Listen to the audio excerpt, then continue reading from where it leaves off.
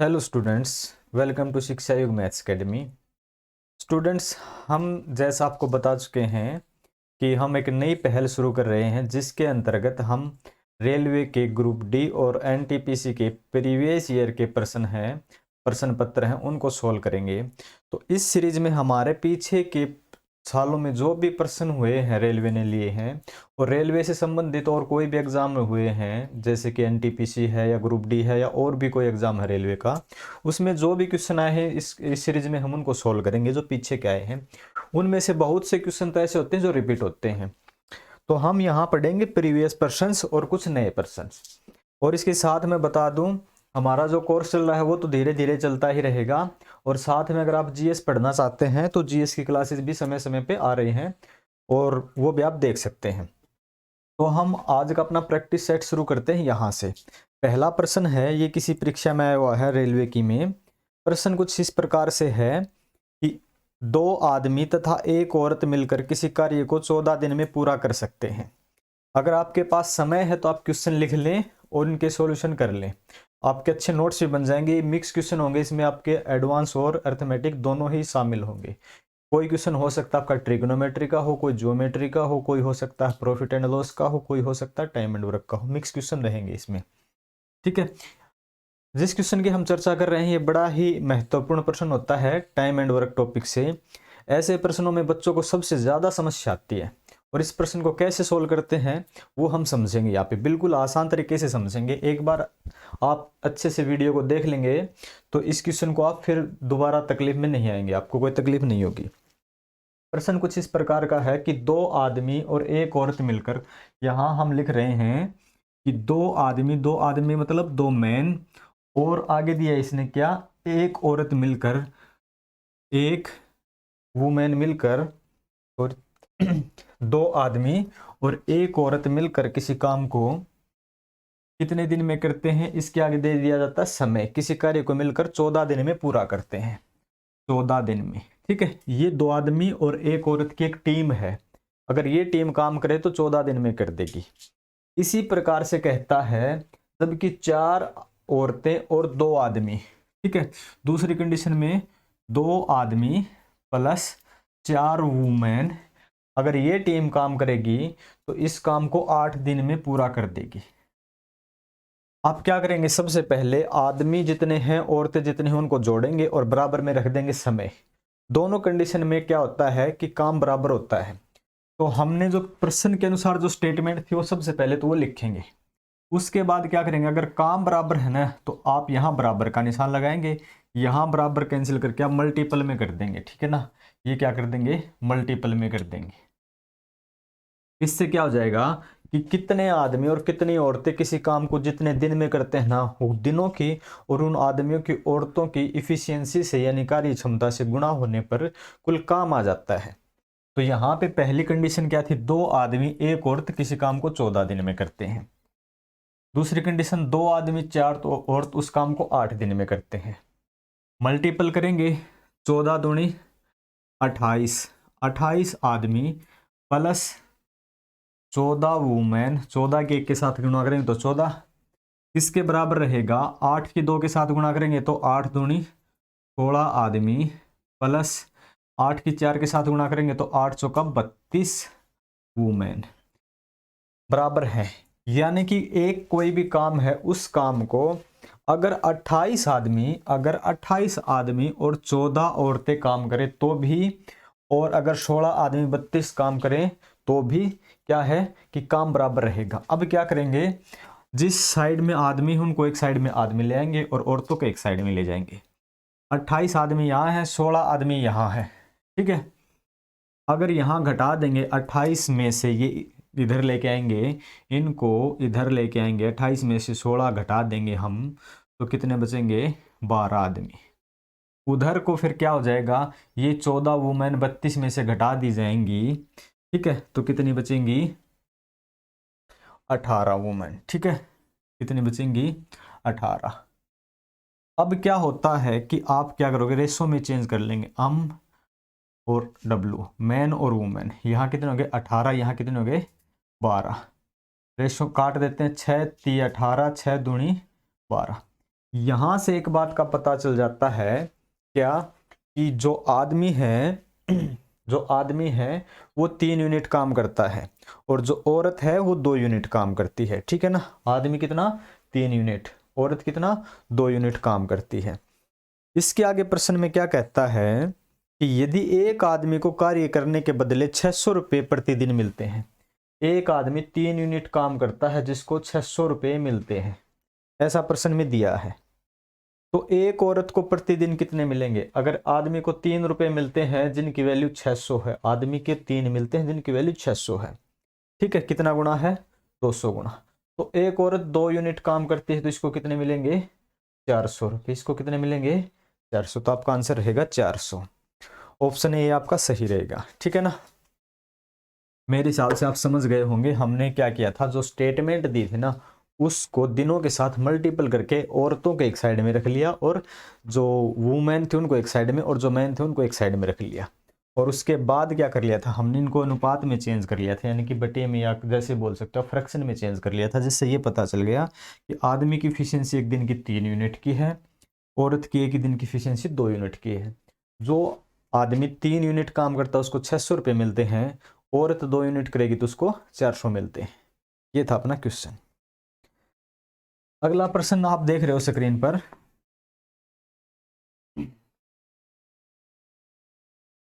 Next प्रश्न है क्या है, नेक्स्ट प्रश्न कुछ ऐसे है कि ए और बी मिलकर किसी कार्य को 5 दिन में पूरा कर सकते हैं तथा ए अकेला उसे 8 दिन में पूरा कर सकता है।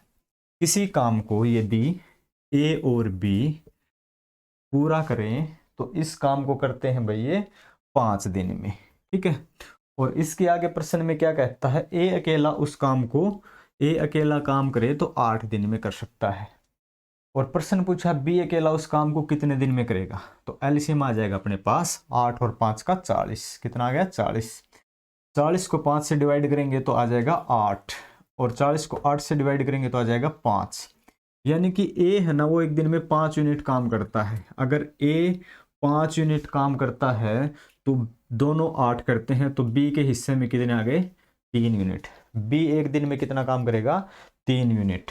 40 काम कंप्लीट है, बी 3 करता है तो कितने दिन में कर देगा, डिवाइड करेंगे 40 को 3 से तो 13 3 39 होते हैं ना, 13 सही 1/3 दिन। ठीक है ना, तो 13 सही 1/3 दिन आपका आंसर रहेगा।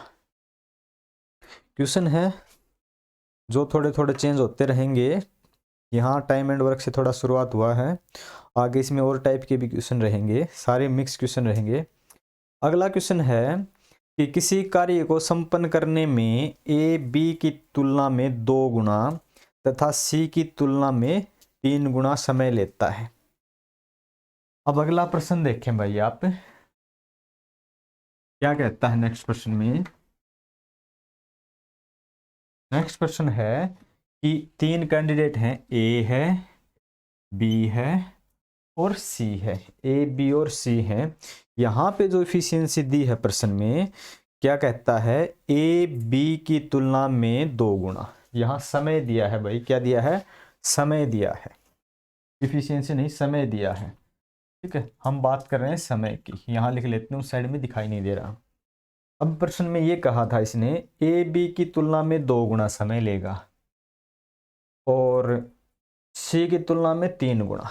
तो ऐसे अगर इक्वेशन लिखे हम, अगर इसकी तुलना में ये 2 गुना लेता है तो ये 2 हो जाते हैं, इसकी तुलना में 3 गुना सी की तुलना में, तो फिर कुछ ऐसा हो नहीं पा रहा है जिसमें कुछ पॉइंट में आएगा। तो हमने क्या कर लिया, एक ऐसी इक्वेशन रख ली जिससे हमें आसानी हो, ए बी की तुलना में 2 गुना और सी की तुलना में 3 गुना, ये 2 करता है और ये 6 करता है, इसकी तुलना में 3 गुना है, ये फिर 3 करता है, इसकी तुलना में 2 गुना है। ए है वो बी की तुलना में 2 गुना समय लेता है और सी की तुलना में 3 गुना समय लेता है, ये समय लेता है, ये 6 दिन लेता है, ये 3 दिन लेता है, ये 2 दिन लेता है, ये 6 दिन लेता है, ये 3 दिन लेता है, ये 2 दिन लेता है। सभी का अगर हम एलसीएम लेके आए तो एलसीएम आ जाएगा 6, ये 1 यूनिट काम करेगा, ये आ जाएंगे अपने यूनिट।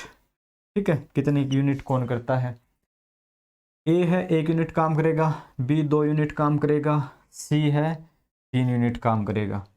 प्रश्न है आपका कुछ इस प्रकार, वे तीनों मिलकर उस काम को एक दिन में पूरा कर देते हैं। एक दिन में पूरा कर देते हैं। एक दिन में 1 यूनिट ये करता है, 2 ये करता है, 3 और 3 ये, तीनों मिलके एक दिन में 6 यूनिट काम करते हैं। ठीक है, एक दिन में तो 6 गुना 1 तो 6 ही रहेगा। काम कितना रहेगा? 6 यूनिट। अब ये पूछता है कि इस काम को ए अकेला कितने दिन में करेगा। ए की कितनी एफिशिएंसी है? 1। अगर 6 यूनिट है, एक दिन में एक ही करता है, तो कितने दिन लग जाएंगे? फिर 6 दिन लग जाएंगे। कितने दिन लग जाएंगे? 6 दिन लग जाएंगे। यहां तक कोई दिक्कत नहीं होगी। अब यहाँ जो प्रीवियस ईयर प्रश्न सोल्व कराए जा रहे हैं, इनमें इतना समय हम ज़्यादा नहीं लगाएंगे कि बिल्कुल बेसिक से बेसिक कुछ ऐसे कंसेप्ट जो हमारे लिए ज़रूरी हैं वो तो हम सीखते चलेंगे, और जहाँ पे ज़्यादा समय नहीं होगा तो वहाँ हम सीधे भी चलेंगे, क्योंकि इसके अलावा हमारी जो क्लासेस चलती हैं वहाँ से आप अपने डाउट क्लियर कर सकते हो। इससे अगला प्रश्न है, संख्याओं 2, 4, 6, 8, 10, 196, 198 और 200 को परस्पर गुणा किया जाता है, तो गुणनफल की दाईं ओर अंत में शून्यों की संख्या क्या होगी?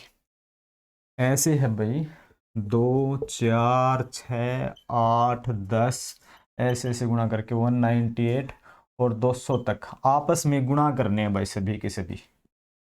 तो शून्यों की संख्या यानी कि जीरो की संख्या क्या होगी टोटल करके? आपको मैं बता दूं कि आप ऐसे गुणा करते चलोगे ना तो कोई भी जीरो नहीं बनाएगी आपसे। जब तक 2 और 5 नहीं आएंगे ना तब तक जीरो नहीं होती है। 2 और 5 ही जीरो बनाते हैं, उससे पहले जीरो नहीं बनेगी और किसी भी संख्या के। तो यहाँ 2 और 5 तो आए नहीं, तो एक्स्ट्रा जीरो तो होंगे नहीं। तो आप 2 से लेकर 100 तक काउंट करोगे जीरो, तो 100 तक काउंट करोगे ना, 10 में आती है, 20 में आती है, 30 में, 40 में, 50 में, 60 में, 70 में, 80 में, 90 में और 100 में। यहाँ तक सब 10 हो जाते हैं, लेकिन 100 में 2 आ जाती हैं, तो यहाँ पे 11 जीरो होंगे। उसी प्रकार फिर आप 101 से लेकर चलोगे और आपको चलना कहाँ तक? 200 तक, क्योंकि लास्ट में पूछा है ये, बीच में कभी कोई ये पूछे कि यहाँ भी एक जीरो नहीं, लास्ट में पूछता है। तो यहाँ भी कितनी हो जाएंगी? 110 में आती है, 120 में आती है, 190 तक आती है, 200 में फिर 2 आ जाती हैं। 11 जीरो यहाँ आ जाएंगे। कुल मिला के कितनी जीरो हो जाएंगी लास्ट में? यहाँ लास्ट में कुल मिला के जीरो हो जाएंगे आपकी 22। कितनी जीरो हो जाएंगी? 22 जीरो हो जाएंगी। कितनी हो जाएंगी? 22। आपका ऑप्शन कौन सा है? बी।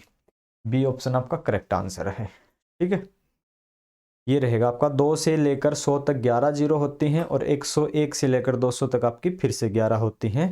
कुल मिलाकर 22 जीरो आपकी हो जाएंगी।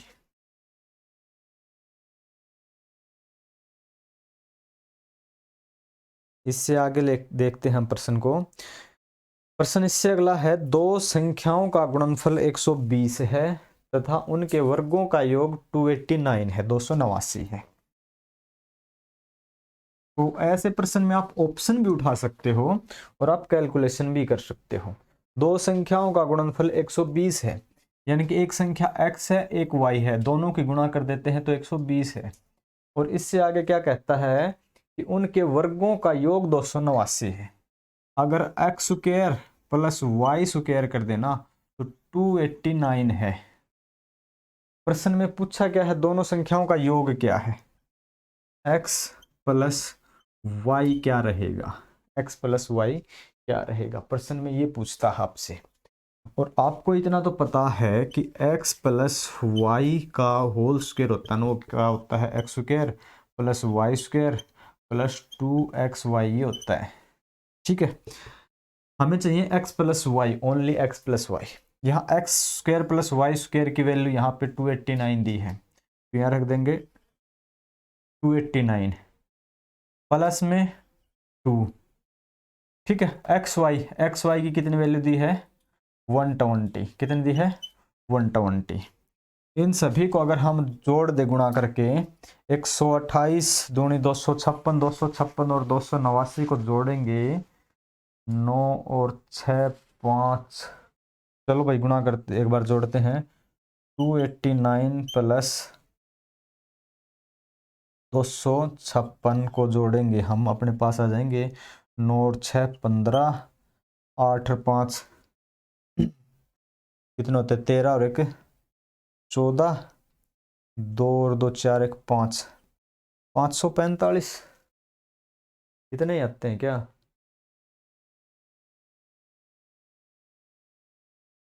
टू 89 और 256, 128 गुणा 256 होते हैं ना। और ये हो गया x प्लस वाई के बराबर, स्क्वायर के बराबर। 545 तो किसी का होता नहीं है। एक बार देखना भाई, कैलकुलेशन करके देखो एक बार, क्या इतना ही होता है क्या? देखना एक बार।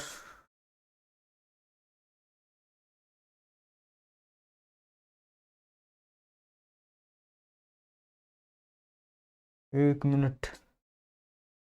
ओ सॉरी सॉरी सॉरी, ये 128 नहीं भाई, 120 है ना। एक्स वाई, ये गलती हो गई थी, सॉरी भाई। तो ये 256 नहीं होंगे, मेरी गलती है, कैलकुलेशन में और कोई दिक्कत नहीं थी। 289 और ये 240, 240 जोड़ेंगे ना तो ये हो जाएंगे आपके 529। ठीक है, एक्स प्लस वाई स्क्वायर हो जाते हैं आपके 529। कितने हो जाते हैं? 529। और ये स्क्वायर रूट हटाएंगे तो यहाँ हो जाएगा स्क्वायर रूट। और 529 किसका होता है भाई फिर? ऑप्शन कौन से आपके? 23 7 13 169, ये होता है फिर 23 का। किसका होता है? 23 का। 529 किसका होता है? 23 का। एक्स प्लस वाई किसके बराबर हो जाएंगे? एक्स प्लस वाई हो जाएंगे आपके 23 के बराबर। तो आपका आंसर हो जाएगा भाई 23। क्या रहेगा आपका आंसर? 23 रहेगा। ठीक है, आपका आंसर रहेगा 23। ऑप्शन ए का सही रहेगा। स्क्रीनशॉट आप ले सकते हो। यहाँ आपको ये फायदा मिलता रहेगा, जो आपका प्रश्न है वो साइड में स्क्रीन पे रहेगा और इसका सॉल्यूशन भी स्क्रीन पर रहेगा, यानी कि आप स्क्रीनशॉट ले सकते हो और बाद में अपने नोट्स भी लिख सकते हो। क्वेश्चन यहाँ से मिल जाएंगे, सॉल्यूशन भी आपको यहाँ से मिल जाएंगे, तो कोई दिक्कत नहीं है। इससे अगला प्रश्न है 137 गुणा 137 प्लस में 137। यहाँ इस प्रश्न में देखें भाई, 137 गुणा 137 प्लस में 137 है। 137 को हम मान लें, अगर हम 137 को a मान लें, ठीक है, और दूसरी टर्म दी है 133, 133 को हम मान ले b। अब क्या होता है कि 137 गुणा 137, तो यहाँ a स्क्वायर है, फिर प्लस में है 137 गुणा 133, तो मतलब है गुणा में ए बी, फिर प्लस में क्या है 133 गुणा 133, जिसका मतलब है बी स्क्वायर। ठीक है, फिर नीचे क्या है 3 बार 137 की गुणा, यानी कि ए क्यूब है। ठीक है, फिर क्या है प्लस है या माइनस? माइनस। फिर क्या है माइनस में बी क्यूब है। ठीक है ना, माइनस में बी क्यूब है। ये फॉर्मूला क्या होता है भाई, किसके बराबर होता है? 1 अपॉन ए माइनस बी के बराबर होता है। ठीक है ना, 1 माइनस ए अपॉन बी के बराबर, सॉरी 1 अपॉन बराबर किसका? 1 अपॉन ए माइनस बी होता है ये। ठीक है, ये हमें दे दिया है इसने इस कंडीशन में, तो इसके बराबर है 1 अपॉन ए माइनस बी। ए कितना है? 1 में 137 माइनस 133। 137 में से 133 घटाएंगे तो 104, सॉरी 4 बचेंगे, तो अपने पास रहेगा 1/4। आपका आंसर रहेगा कितना रहेगा? 1/4 रहेगा। ठीक है, कितना रहेगा? 1/4 आपका करेक्ट आंसर रहेगा। ठीक है, लिख सकते हो आप, स्क्रीनशॉट ले सकते हो। फिर इससे अगला क्वेश्चन रहेगा,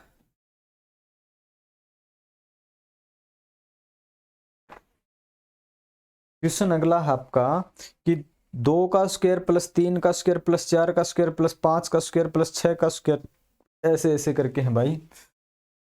2 square plus 3 square plus 4 square plus, करते करते है ना, 2 3 4 5 6 10 तक, 10 का स्क्वायर का ये होगा। एक ऐसी ही क्या था कि जब 1 plus 2, 1 square plus 2 square plus 3 square, ऐसे एक फॉर्मूला था भाई, ये एक बार ये ध्यान से देखें, और ऐसे चलता जा रहा था अंत तक, जो 1 से शुरू होकर अंत तक था। उसका फॉर्मूला क्या था? 1/6 into N plus 1 into 2n+1। ये है फॉर्मूला ऐसे स्क्वायर करके जोड़ने का। और यहाँ एक का स्क्वायर तो है नहीं, एक का स्क्वायर तो है नहीं, तो एक का स्क्वायर तो एक ही रहेगा। हम शुरू से लेकर 1 से 10 तक का काउंट कर लें और उसमें से एक घटा दे तो अपना आंसर मिल जाएगा हमें। तो यहाँ क्या करेंगे 1/6 इंटू एन वैल्यू है, यानी कि जहाँ तक ये संख्या काउंट होती हैं 10 तक 20 तक जो भी है, यहाँ 10 तक काउंट होती हैं, तो आप गुणा में करेंगे 10, फिर n+1 गुणा में करेंगे 11, फिर है गुणा में 2n+1, n का 2 गुणा करेंगे 10 दूनी 20 और एक जोड़ देंगे, गुणा में 21 हो जाएगा। अब जो भी आपका होता है वो 1 से लेकर n तक, 1 से लेकर 10 तक है और लास्ट में एक घटाना हमें। तो 2 से काट देंगे 3 आ जाएगा, 2 से काट देंगे यहाँ 5 आ जाएगा, 3 से काट देंगे 3 7 21 आ जाएगा। तो यहाँ आपका बचेगा 11 5 55 इंटू में 7 7 5 35 7 5 35 और 3 38 385। ये आपके 385 1 से लेकर 10 तक है, इसमें से अगर एक घटा दें तो 384 आ जाएगा आपका सही आंसर। 384 आपका ऑप्शन है कोई, ऑप्शन डी, यानी कि ऑप्शन डी रहेगा आपका सही 384, क्योंकि जो हमने कैलकुलेशन की है वो 1 से लेकर की है। कहाँ से?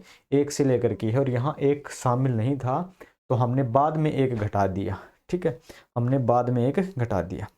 तो स्क्रीनशॉट आपने ले लिया होगा। हम बढ़ते हैं अपने अगले क्वेश्चन की ओर।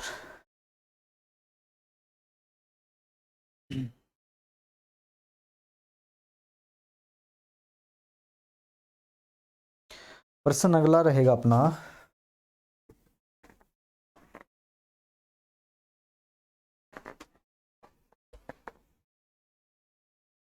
नेक्स्ट प्रश्न क्या है, यदि x y तथा z ऐसी वास्तविक संख्या, ऐसी रियल नंबर्स हैं ताकि x-3 यानी कि x-3 का स्क्वायर प्लस में क्या बताया आगे y-4 का स्क्वायर प्लस में z-5 का स्क्वायर, ये z है और जो बराबर 0 के हैं, ऐसी टर्म जब भी हो आप क्या करोगे कि x-3 की पावर ये भी 0 के बराबर रख लोगे आप, तो y-4 का होल स्क्वायर ये भी किसके बराबर 0 के बराबर रख लोगे, z-5 का स्क्वायर है ये भी किसके बराबर रखोगे 0 के बराबर, यानी कि सभी को हम 0 के बराबर रखते चलेंगे। ठीक है, क्योंकि सभी का स्क्वायर करने के बाद 0 ही आती है।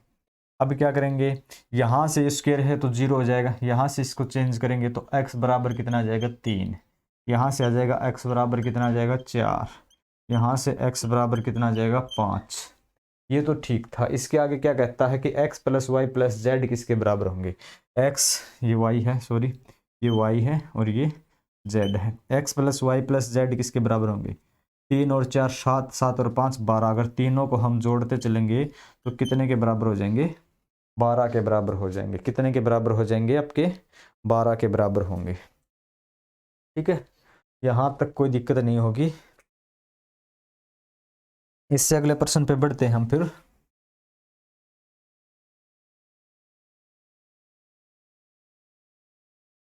अगला क्वेश्चन क्या है, बहुत अच्छा प्रश्न है भाई। 7 की पावर -1, फिर क्या कहता है -8 की पावर -1, ब्रैकेट में फिर इसकी पावर -1, फिर है माइनस, फिर 3 की पावर -1, फिर क्या कहता है माइनस में 4 की पावर -1 और सभी की पावर फिर से -1। ये क्या होगा बताएं भाई जल्दी से, बड़ा आसान प्रश्न है।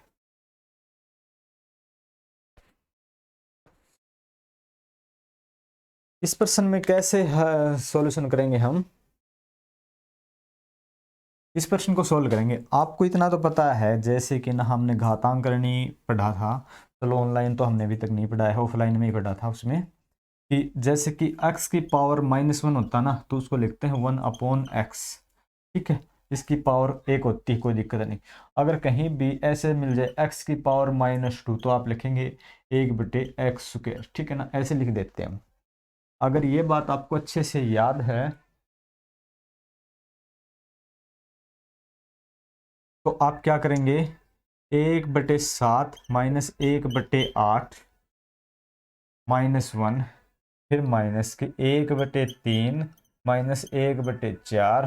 ठीक है, यहाँ से हम सोल्व करेंगे तो एलसीएम कितना आएगा 56, 1/56 की पावर -1 माइनस 12 एलसीएम आएगा।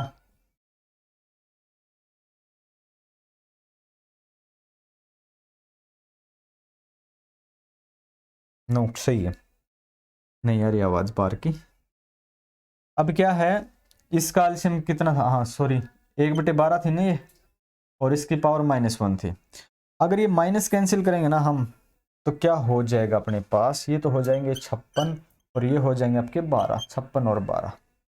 ठीक है, जब ये -1 पहले से ही है तो ये अंदर चेंज हो जाएंगे। कैसे, अगर ये 1/56 की पावर -1 है ना, तो आप ब्रैकेट में 56 लिख दोगे तो ये पावर माइनस से प्लस की 1 हो जाती है, ऐसे ही प्लस में हो जाते हैं। 56 और 12 आप जोड़ देंगे, 6 2 8 और 5 और 1 6। ठीक है ना, तो आपका आंसर हो जाएगा फिर 68, 68। ओ सॉरी, माइनस है भाई, माइनस है, 1 मिनट के लिए माइनस है यहाँ पे लास्ट में, तो 56 में से 12 घटा देंगे। ठीक है, तो आपका आंसर आ जाएगा फिर 44, 44 आपका करेक्ट आंसर रहेगा। अब बढ़ते हैं इससे आगे। अगला प्रश्न है कुछ इस प्रकार, 1 × 2 प्लस में 2 × 3 में, बड़ा छोटा सा प्रश्न है भाई, ये कैलकुलेशन आपके लिए मैंने छोड़ दी होमवर्क के लिए। एक प्रश्न तो आप भी करके बताओ क्या। इससे अगला प्रश्न लेते हैं, करके बताएं बड़ा जरा, क्या पढ़ते हैं या नहीं पढ़ते हैं। इससे अगला प्रश्न बिल्कुल आसानी से जोड़ सकते हैं, कोई बड़ी बात नहीं है। अब अगला प्रश्न क्या कहता है कि 2 3 5 8 13 21 की अगली संख्या क्या है। वैसे तो ये मैथमेटिक्स का प्रश्न है नहीं, वैसे तो ये रीजनिंग का है इस सीरीज में, पर मैथ में भी काउंट हो जाती है सीरीज। सीरीज क्या है यहाँ पे, 2 3 5 8 13 21, 2 3 5 8 13 21 और अगला पद क्या होगा, ये है भाई। तो यहां से हम क्या कर सकते हैं, यहां से देखेंगे हम, 1 है, फिर 2 है, फिर 3 है, फिर 4 होना चाहिए, नहीं था, ऐसा तो है नहीं। दूसरा कोई तरीका, 2 और 3 5 हैं, 5 और 3 8 हैं, 8 और 5 13 है, 13 और 8 21 है। इसका मतलब है कि पिछला डिजिट इससे पिछले में जुड़ रहा है, यानी कि 21 में फिर 13 जोड़ देंगे, 3 और 1 4, 2 और 1 3, फिर आपका आंसर हो जाएगा 34। क्या हो जाएगा 34, 34 आपका करेक्ट आंसर रहेगा बी का। इसके अंदर ये जोड़ दिया 5 आ गया, 5 के अंदर ये जोड़ दिया, ऐसे ऐसे ऐसे पिछला जुड़ता चल रहा है और आपका आंसर 16 होता चल रहा है। इससे अगला प्रश्न देखिए, मैं उठा लेता हूं।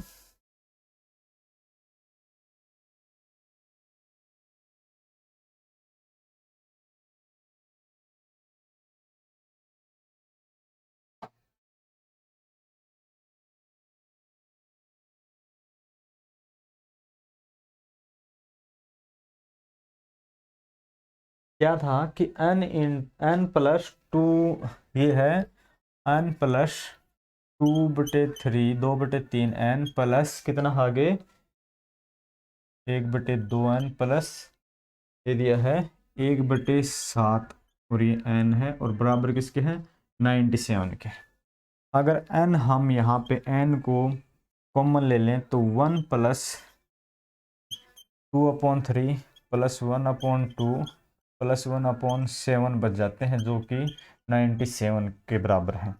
अंदर अंदर जोड़ेंगे तो एलसीएम आ जाएगा अपना 7 दूनी 14, 42 आ जाएगा भाई, तो आ जाएगा 42, 42 प्लस 3 से डिवाइड करेंगे तो 14 आ जाते हैं, 14 दूनी 28 आ जाएगा, फिर प्लस में 14 आ जाएगा, फिर प्लस में 7 से करते हैं 6 तो 6 आ जाएगा। ठीक है ना, ये सभी और n बाहर है, बराबर है आपका 97 के है। अब हम जोड़ेंगे n इंटू, अब जगह थोड़ी होने के कारण हम क्या करते हैं 97 तो रख ही लेते हैं, गुणा में ये जुड़ के क्या होंगे, ऊपर वाले नीचे चले जाएंगे, यहाँ पे आ जाएंगे, और ये 42 है ये यहाँ पे आ जाएंगे, तो 42 आ जाएंगे। और नीचे क्या आएगा, इनका जोड़ करते हैं, 42, 28, 14 और 6, ठीक है, 14 और 6 20, 20 और 40 60, 2 62, 62 और 8 10 कितने आते हैं भाई ये, मेरे हिसाब से 97 ही तो नहीं है। ऑप्शन क्या है भाई यहाँ के, अच्छा चलो देखते हैं क्या क्या आते हैं।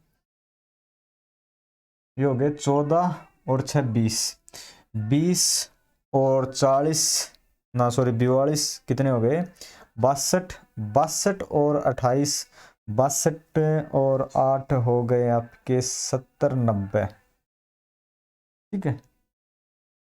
कटे नहीं भाई, क्या कोई कैलकुलेशन में दिक्कत तो नहीं हो गई है अपने से? 1 मिनट के लिए एक कैलकुलेशन, n 2/3, 1/2, 1/7, यही ना सभी की सभी। एलसीएम देखते हैं एक बार, ये 42 हो जाएगा, और 3 से करते हैं 7 21, 21 दूनी 42, ओहो यहाँ गलती है भाई, 21, 7 दूनी 14, रुकना कहाँ, 3 से कितने आते हैं, 14 3 42, 14 दूनी 28 ये हैं भाई, यहाँ भी, यहाँ पे फिर 7 21, यहाँ 21 आ जाएंगे, और 3 दूनी 6 आ जाएंगे, ये सही है अब।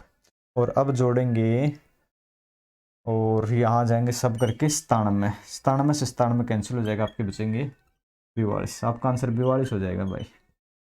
ये कैलकुलेशन में थोड़ा ध्यान रखें, प्रैक्टिस करते रहें, मेरी तरह ठाली न बैठे, एग्ज़ाम नहीं है, पढ़ाना है, बच्चे अपने आप पढ़ते रहेंगे, ऐसा नहीं है कि कैलकुलेशन आपको ज़रूरी है।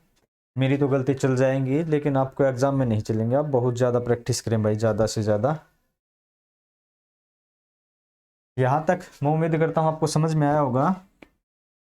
इससे अगला प्रश्न लेते हैं, प्रश्न इससे अगला है,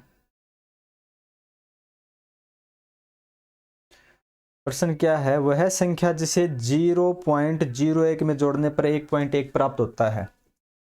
0.01 में क्या जोड़ें कि 1.1 प्राप्त हो जाए, ये कहता है।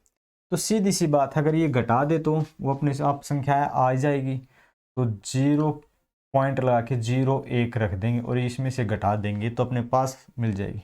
यहाँ क्या है कि 0 रख सकते हैं, और यहाँ हो जाएंगे आपके कितने हो जाएंगे, 10, 10 में से 9, ठीक है, यहाँ बचेगी आपकी 0, ठीक है, और यहाँ 1.09, 1.09 रहेगा बी का आंसर, ठीक है।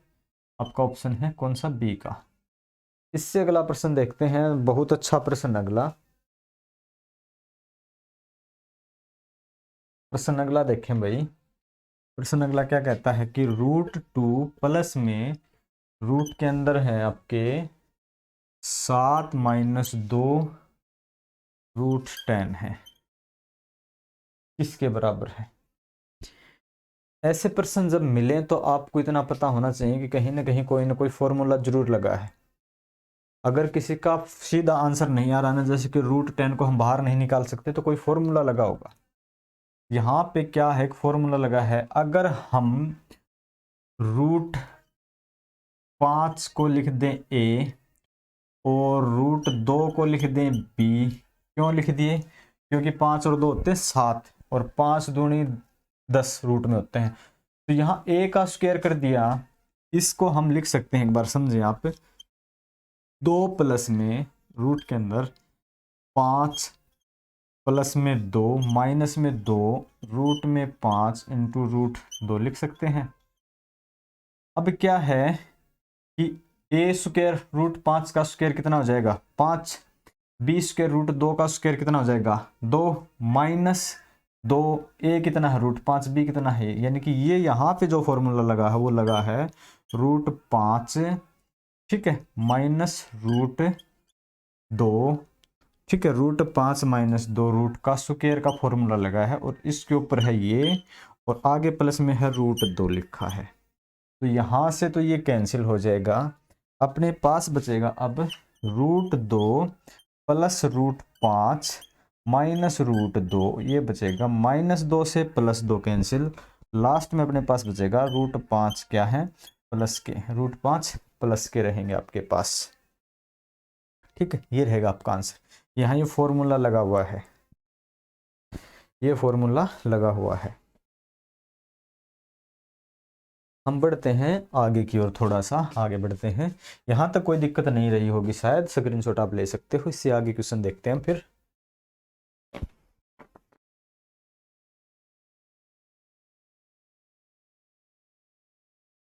आगे की स्लाइड में प्रश्न हैं पर थोड़े से छोटे दिखाई दे रहे हैं। प्रश्न है अगला कि बट्टा श्रेणी में यानी कि डिस्काउंट में 10%, 20% और 40% किस एकमात्र समतुल्य के बराबर होंगे। यानी कि आपको दिया ना वो डिस्काउंट के बारे में दिया है और वो 10% है, 20% है और 40% है, 40% है।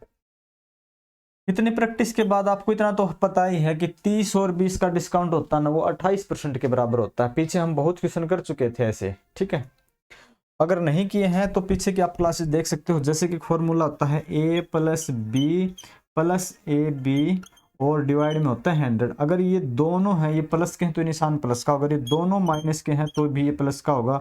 कोई एक माइनस एक प्लस है तो ये माइनस होगा, कोई एक प्लस एक माइनस है तो भी माइनस, कोई एक प्लस एक माइनस है, कोई भी पहला दूसरा तो माइनस रहेगा। अगर दोनों माइनस है तो बीच का निशान प्लस का ही रहेगा। यहाँ पे क्या है कि 28 कैसे बताए थे हमने, वो अभी पता चल जाएगा। माइनस के तो 10 हैं, डिस्काउंट में छूट होती है जो माइनस के हैं, माइनस के ही 20 हैं तो ये निशान प्लस का हो जाएगा। 10 गुणा में 20 और डिवाइड किससे करेंगे फिर हम 100 से। ठीक है, जो फॉर्मूले में है। अब क्या करेंगे, 2 जीरो से तो हमने 2 जीरो काट दिए, 10 के और 20 के। यहाँ से -30 बच गए और वहां से प्लस के 2 बच गए, तो अपने पास आ गए -28। ये हम बहुत प्रैक्टिस ऐसे क्वेश्चन कर चुके हैं, बार बार रिपीट होता है ये। अब बच गया अपने पास 40, तो हम क्या करेंगे, माइनस के तो 28 माइनस के 40 प्लस के 28 गुणा में 40, यहाँ तक दिख रहा नीचे तक, और भाग में 100। ठीक है, एक जीरो से तो काट देंगे हम एक जीरो। अब 28 और 5 नीचे 10 है, इसको काटने की गलती मत करना, सीधा पॉइंट ही रख देना।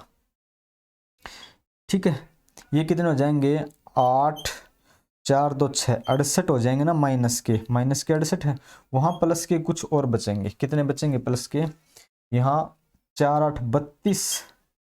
ठीक है, 8 सौ के 32, 3 और 4 दूनी 8 और 3 11 और नीचे 10 है तो पॉइंट, यानी कि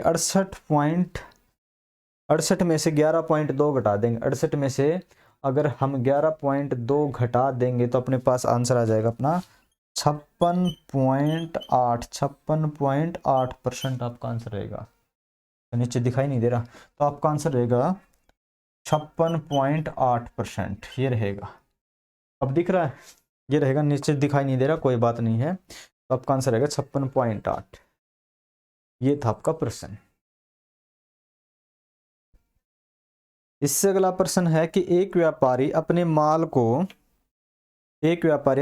को उसके क्रय मूल्य से 25% अधिक अंकित करता है तथा खरीदारों को नकद भुगतान पर 12.5% का डिस्काउंट देता है, बट्टा देता है। इस प्रकार उसे कुल कितना लाभ हुआ, बताएं भाई जल्दी से।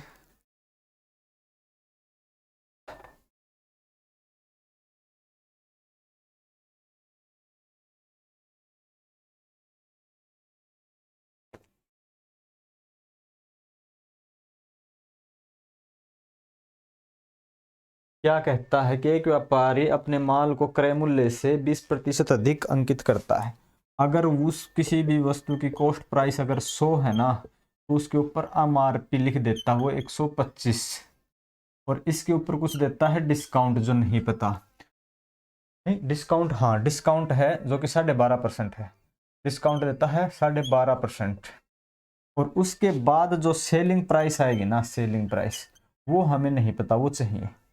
12.5% की वैल्यू होती है कितनी, 1/8, 8 के ऊपर एक छूट है तो इसका मतलब वो 8 की खरीद के 8 लिखा हुआ 7 की बेचता है। 12.5% वैल्यू 1/8, 8 के ऊपर एक छूट है तो यानी कि 7 की तो बेचेगा ही बेचेगा।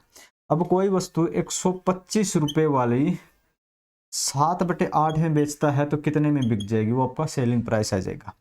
कटता है नहीं 8, ना 7 से कटता है ना 125 से कटता है, ठीक है, किसी से नहीं करता है क्योंकि 8 एक सम संख्या है, ये दोनों विषम संख्याएं हैं, कटता नहीं है, कोई बात नहीं है, डिवाइड मल्टीपल करके डिवाइड ही करना पड़ेगा और कोई स्कोप है नहीं अपने पास। 7 पंजे 35, 3 बच गए और 7 दूनी 14 और 3, ठीक है 17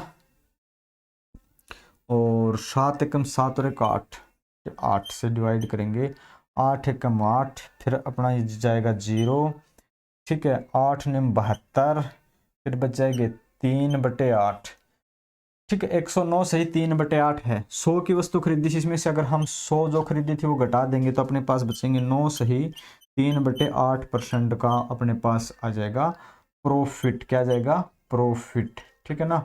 ये आ गया अपना सेलिंग प्राइस, क्या आ गया सेलिंग प्राइस, ये आ गया अपना पास प्रॉफिट। इसने क्या पूछा था, प्रॉफिट कितना रहेगा, तो अपने पास रहेगा 8 9 सही कितना था, 8 सही 3/8, 8 सही 3/9 सही 3/8, 9 सही 3/8, पहला आपका ऑप्शन सही है, करेक्ट आंसर रहेगा आपका पहला, पहला जो है वो आपका सही आंसर है, ठीक है, हो गया, चलो भाई ठीक।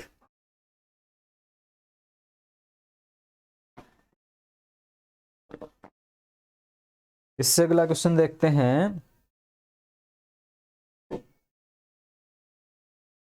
कोई दुकानदार अपने अंकित मूल्य पर 4% का बट्टा देता है। यदि किसी वस्तु का क्रय मूल्य 100 रुपये है तथा उसे उस वस्तु पर 20% का लाभ प्राप्त करना है तो उस पर अंकित मूल्य क्या होगा।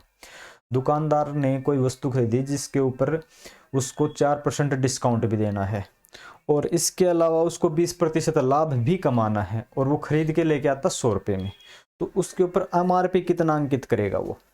यानी कि कोई दुकानदार 100 रुपये में एक वस्तु खरीद के लेके आया, इसके आगे इसने क्या कहा कि इसको प्रो 4% डिस्काउंट देगा, लेकिन डिस्काउंट के बाद वो 20% लाभ तो कमाएगा ही कमाएगा, ये इसका कॉस्ट प्राइस है। वो कहता है कि भाई मैं सेलिंग प्राइस है ना वो 120 तो रखूंगा ही रखूंगा, इसके बाद जो MRP है ना, MRP है ये क्या रखूं कि मुझे ना इसके ऊपर 4% डिस्काउंट दे दूं ना तो भी मेरा 120 में बिके।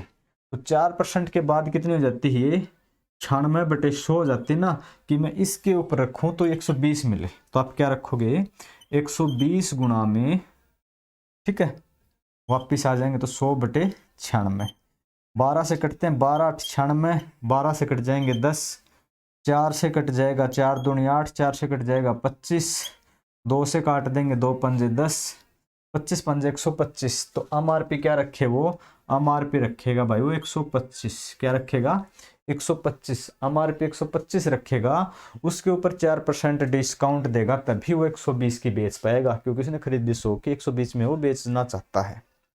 यहां तक कोई प्रश्न में समस्या नहीं होगी शायद।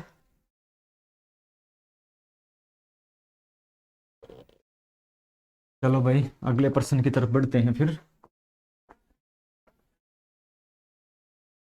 प्रश्न अगला क्या है, यदि A/B 3:5, BC 4:7, ABC चाहिए, ऐसे प्रश्न हैं A/B/C है, A और B का 3:5 है, 3:5 है, B और C का है ना वो 4:7 है, 4:7 है, ठीक है 4:7। ऐसे प्रश्न जब भी मिलते हैं तो जो लास्ट डिजिट है वो तो उसको आगे खिसका के ले जाए, ये 5 है तो इधर भी 5 रख लें, ठीक है ये इस साइड की जो लास्ट है उसको आगे ले आए, ये 4 है तो इसको भी 4 रख लें।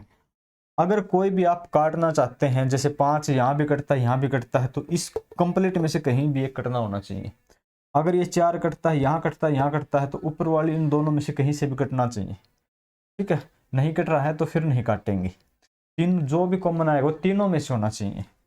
यहाँ नहीं आ रहा, 12 हो जाएगा, 4 3 12 हो जाएगा, 4 पंजे 20 हो जाएगा, 7 पंजे 35 हो जाएगा, तो 12:20:35, 12 20 35 डी ऑप्शन है वो सही है। तो इतना सा प्रश्न था ये।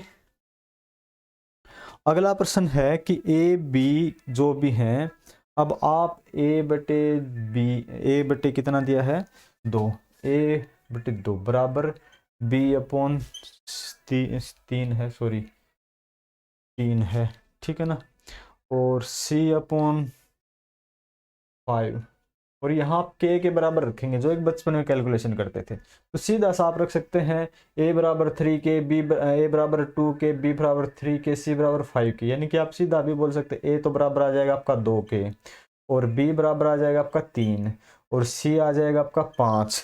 पूछता क्या है आपसे, a b c तीनों को जोड़ देंगे, 2 और 3 5, 5 10 आ जाएगा, और भाग में कितना है, इसमें c से भाग करना है, ठीक है। हमने क्या कर दिया, ए बी सी यानी तीनों को जोड़ दिया, 10 आ गया, सी से भाग करना, सी की वैल्यू 5 है, 5 से भाग करेंगे तो आपका आंसर 2 आ जाएगा, 2 आपका आंसर आ जाएगा भी, ठीक है, 2 आ जाएगा, यानी कि पहला ही आपका ऑप्शन सही है।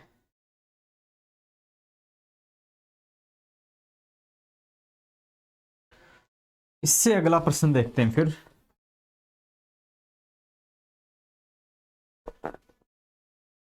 प्रश्न क्या है कि चीनी की मात्राओं का वह अनुपात जिसमें 20 रुपए प्रति किलोग्राम वाली और चीनी को 15 प्रति, चीनी के दो भाव हैं भाई, ये मिक्सर एंड एलिगेशन का प्रश्न है कि एक में तो है 20 के भाव की चीनी, एक में है 15 के भाव की चीनी, और दोनों को मिला दिया है जिसका भाव हो जाता है 16, तो किस अनुपात में मिलाई है, ऐसे प्रश्न हम मिक्सर एंड एलिगेशन में पढ़ चुके थे, तो ऐसे घटा देंगे, क्रॉस घटाएंगे, तो यहाँ आ जाएगा 4, यहाँ आ जाएगा 1, 1:4, छोटा सा आंसर है 1:4, ठीक है, 1:4, डी ऑप्शन रहेगा।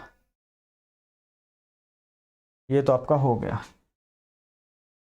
इससे अगला प्रश्न है जो कि लास्ट भी है इस यहाँ का आज की क्लास का, यह है 86,700 रुपये की धनराशि ए बी सी में इस प्रकार विभक्त किया जाना है ताकि ए को मिलने वाले, यानी कि ए बी सी में आप पैसे बांटेंगे, ए बी और सी में। प्रश्न में क्या कहता है कि ए बी सी में बांटना है ताकि ए को मिलने वाले प्रत्येक रुपए के बदले बी को 90 पैसे मिले, जहां ए को 1 रुपया मिले ना वहां इसको 90 पैसे मिले, 1 रुपये का मतलब है जहां इसको 100 पैसे मिलेंगे ना उसको यहाँ 90 पैसे मिलेंगे, ठीक है। और इससे आगे क्या कहता है, बी को मिलने वाले प्रत्येक रुपए के बदले सी को 110 पैसे मिले, अगर बी को 1 रुपया मिलता है इसका मतलब 100 पैसे मिलते हैं तो इसको 110 पैसे मिलेंगे, अनुपात में करेंगे, ये लास्ट 90 है तो इधर भी किसका के ले जाएंगे 90, ये 100 है तो इधर 100 ले आएंगे। अब यहाँ से कोई कॉमन है तो काट दें, यहाँ से कॉमन है बस 0, ठीक है, 0 काट देंगे। अब ऊपर नीचे की कर देंगे हम मल्टीपल, क्या आ जाएगा 100, ये आ जाएगा 90, ये आ जाएगा 99, ठीक है। अब ये कहता है कि कुल रुपए है ना वो 86,700 हैं, 86,700 जो रुपए हैं यहाँ पे, ये रुपए इसमें से बी का भाग क्या होगा, बी को कितना मिलता है 90 मिलता है, बी का भाग है 90, इसमें से 100 90 और 99 से जोड़ेंगे 100 200 289 हो जाएगा भाई, कितना हो जाएगा जोड़ेंगे तो 289, 9 दूनी 18 9 27, 3 से कट जाएगा, ये 3 से कट जाएगा 867, ये हो जाएंगे 300, 300 गुणा 90 करेंगे तो 9 तिया 27, 3 0 हो जाएंगे, 27,000 आपका आंसर रहेगा, ठीक है। हम इस क्लास में ज़्यादा एक्सप्लेन नहीं कर सकते क्योंकि प्रैक्टिस सेट हैं, एक्सप्लेन के लिए आप जो रेगुलर क्लासेस चलती हैं वो देखें। तो आज की क्लास में इतने ही प्रश्न थे, आगे की क्लासेस में और भी प्रश्न होते रहेंगे, तब तक आप चैनल को सब्सक्राइब करें, वीडियो को ज़्यादा से ज़्यादा अपने दोस्तों के पास शेयर करें।